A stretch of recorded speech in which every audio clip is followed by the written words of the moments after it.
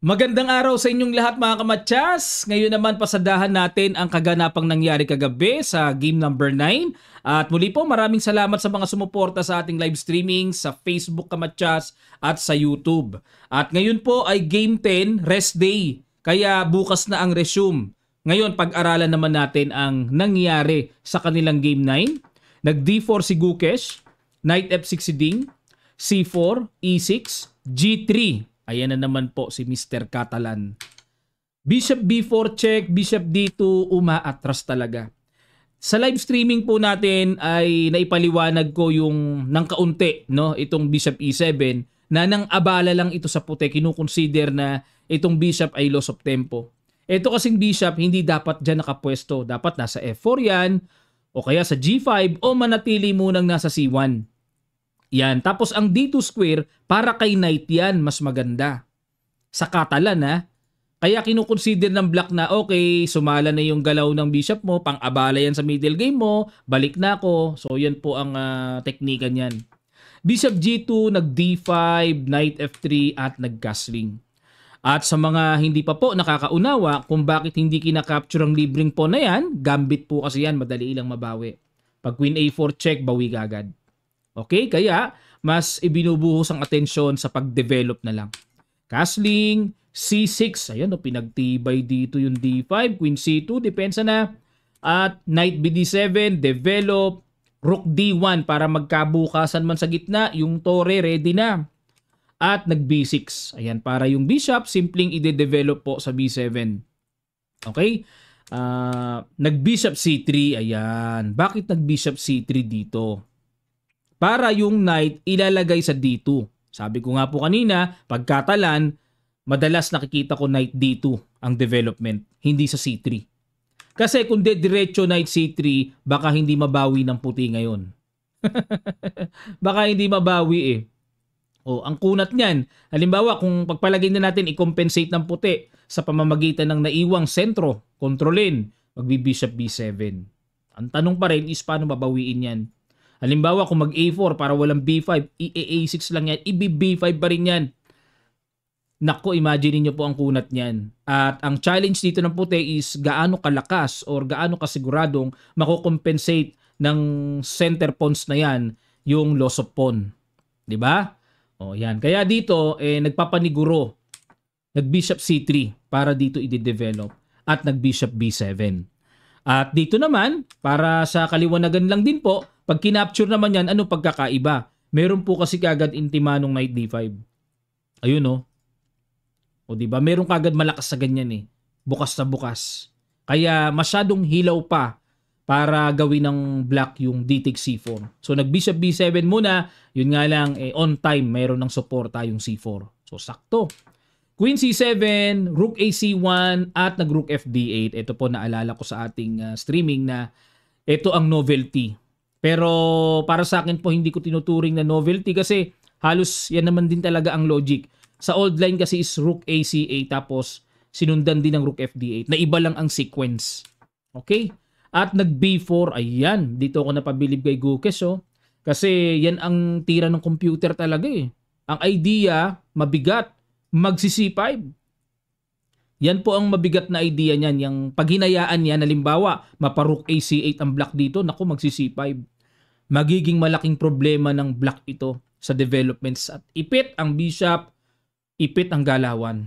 Okay, kaya dito, talagang sinabayan na ni Ding. Talagang isa must to play C5 para wag maipit at magkaroon ng powerful diagonal.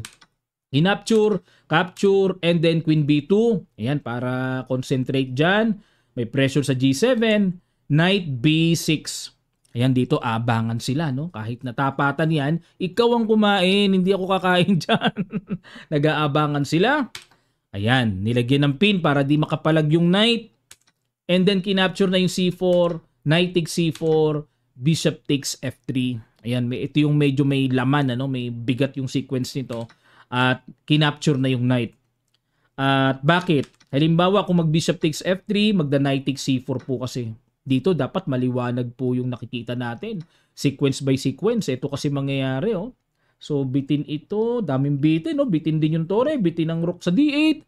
At ito po continuation, capture, rook takes a8, talaga, rook d2, knight a4. So mangyari, bishop sa bishop, torre sa torre, 2 knights sa torre, lalabas 2 minor pieces sa isang torre. So delikado ang puti dito mga kamatyas. Yan, pagka nagkakaroon ng gantong naiinkwentro nyo na parang ang daming sabit-sabit, ang daming bitin-bitin, naku, unawain nyo mabuti mga kamatyas. Baka mamaya magulat ka na lang, ha? Paano siya lumamang ng pyesa? May mga ganong senaryo eh. Dahil sa kakulangan ng pagdetalyadong pag-a-analyze, no, sa bawat pangyayari. Kaya eksaktong-eksakto po yung tanggalin muna yung knight para walang knight takes c4. Okay, a takes b6, bishop takes f3, rook a6, dinipensahan yung pawn, ilag din sa threat, at nag-queen b5. Ito po sa interview, hindi napansin daw merong hindi napansin dito si Gukes. Na panood ko yung interview ng organizer kay Gukes sa interviewer, no, na ito yung tinanong, bakit daw hindi nag knight e5? At ito po, 'di ba, napasadahan natin to sa live streaming. Ang nakikita ko dito is bishop f8. Nabanggit ko po 'yon sa live streaming natin, kahit i-review nyo po mga kamatyas. Kasi ang bishop f8 kasi is para makailag sa knight c6 then rook c8, mga ganon. Yun pala, nung in-interview siya, nakita niya to. Pero nakita rin ni Gukes yung kinukonsider niyang bishop f8 lang daw, aatras lang. Ang point dito is, nakakatuwa, nakachamba po ako ng, ng pag-unawa sa nangyayari sa position. Kaya hindi itinuloy ito eh. Knight e5. Nung unang tingin ko, sabi ko, lakas kasi lulundag doon. Ayan nabanggit ko yun sa streaming natin, pero napansin ko may bishop f8 lang pala. Pagpalagay na makapasok, rook c8, mga ganun lang, so parang baliwala. Ayan, napansin din ni Gukes yan. Pero nakita niya or naunawaan niya na mas mainam ito. Kasi dito sa tinira niya na queen b5, meron siyang hindi napansin. Ano yun? Rook takes a2, capture. Queen a7, hindi niya raw nakita ang ideya na may queen a7 pala. Iilag lang sa pressure ng c-file, nakapin. O tapos dito ang ginawa is nag queen b1. Ayan, so ito, bakit hindi naman kinapture yung pawn sa c5? Ito po kasi mangyayari. Capture, and then may rook a5. Ayan, nakita rin natin ito sa ating live streaming analysis. Tingnan natin yan. Nabanggit ko yan. So, itong queen b1, yan talaga ang tumbok na tira ng computer. Eksakto yung queen b1 na yan. At ito yung hindi napansin ni Gukes, mga kamatyas. Yung rook b8. Yan daw ang hindi niya nakita. Nung nakita niya ito, parang lumalabas, mas gusto na niya yung knight e5. Ayun ang na-realize niya. So ito kasing rook b8, capture, grabe kalalim din May rook a6. Itong rook a6, para talagang yung knight hindi makapalag, and next move ay kakapturin po yung pawn c5. Grabe, parang naka-freeze. Grabe yung pang-equal knowledge ni Ding, Tindi. O queen b5, wala Binangasan lang, bishop takes. Lipad yung knight. Bawing-bawi. Ayan. So dito po actually pwede na silang mag-ofera ng draw. Pero ang alam ko, walang ofera ng draw within 40 moves. Kaya nilaro pa nila. At bandang huli, parang nagkaroon pa ng alanganin position dito si Gukes Yan, tingnan nyo po yan, pang 34th move na. Ayun.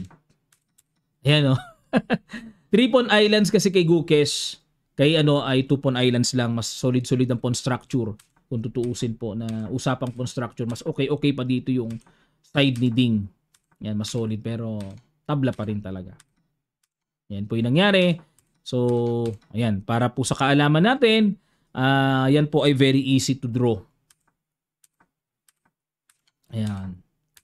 Talagang 50 moves na, wala pa rin opera ng draw. Ayun, sa inis ni Ding, ayaw mo talaga mag-offer ng draw. Sige, kainin mo na yung pawn ko. Wala nag-o-offer ng draw Ayan mga kamatyas, ano pong basa nyo? Ang dami namang tabla. Grabe, nakakahingal silang panoorin dahil bukod sa matatagal tumira, talagang bandang huli tabla pa. Buti sana kung matagal nating babaybayin, 4 hanggang 5 oras. Kasi long game to Pero maganda sana nagkakapisakan pero ganun talaga mga kamatsas. Okay, abangan po natin ang game number 10. Hindi po ako nakakapangako na makakapag-live streaming tayo ng game 10. Naku po, Saturday tinamaan. O boss.